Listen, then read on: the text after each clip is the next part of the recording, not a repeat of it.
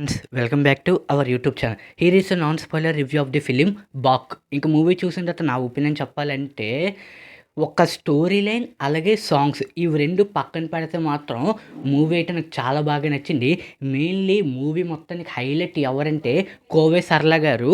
From Raghava Lawrence గారి movies ఎప్పుడైతే ఇలాంటి హారర్ మూవీస్ తీయడం మానేశారో, అది కోవే సరళ గారైతే పర్ఫార్మెన్స్ అసలు చేయడమే మానేశారు. సో, చాలా రోజులేంటి చాలా నెలల తర్వాత అయితే కోవే సరళ గారిది ఒక మంచి పర్ఫార్మెన్స్ అయితే నేను చూశాను. హోల్ మూవీకి ఒక ఎత్తయితే మన కోవే సరళ గారు ముందుకు తీసుకొనెళ్లారు. మొత్తం ఈ మూవీ మొత్తాన్నినైతే కోవే సరళ గారు, ఇంకా వెన్నెల కిషోర్ గారు, శ్రీనివాస్ రెడ్డి, అలాగే సింగం 2 సహాయం వీళ్ళ నలుగురు వల్లే మూవీ అయితే ప్లస్ అని అనిపించింది నా ఒపీనియన్ అయితే. ఇంకా కంప్లీట్ వీడియోలోకి వెళ్ళే ముందు ఇప్పుడే కానీ మన ఛానల్ మీరు ఫస్ట్ టైం విజిట్ చేసినట్టయితే please like, share and subscribe to my YouTube channel. Alright, let's back to hour actual content.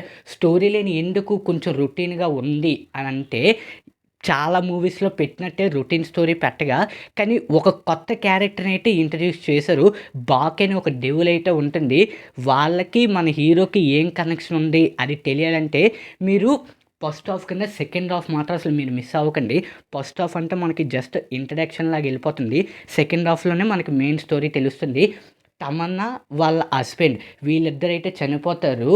వీళ్ళిద్దరికీ మన హీరోకి ఏం కనెక్షన్ ఉంది, వాళ్ళకి కోవే సరళ గారికి వీళ్ళందరికీ ఏం కనెక్షన్ ఉంది అసలు తెలియాలంటే ఈ మూవీ మీరు 100% చూడాల్సిందే.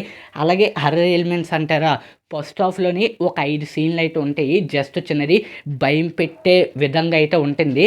కానీ ఏం భయం పడకండి. సో, సెకండ్ హాఫ్‌లో కూడా నాకు అంతగా ఏం అనిపించలేదు హర్రర్ సీక్వెన్స్ అయితే. ఓవరాల్ పర్ఫార్మెన్స్ ఒకటి, డైరెక్షన్ ఒకటి, స్క్రీన్ ప్లే ఒకటి, యాక్టర్ పర్ఫార్మెన్స్ మొత్తం వీళ్ళందరూ అయితే నాకు చాలా బాగా నచ్చింది. అలాగే కామెడీ సీన్స్ కూడా హైలైట్ అనిపించింది. ఈ సాంగ్స్, స్టోరీ లైన్ కొంచెం అయితే రొటీన్‌గా అనిపించింది. మిగతా ఓవరాల్‌గా అయితే మూవీ అయితే నాకు చాలా బాగా నచ్చింది. ఈ మూవీకి మనం ఇస్తున్న రేటింగ్ 5కి 2.22 ఆనియన్స్ అయితే ఇస్తాను.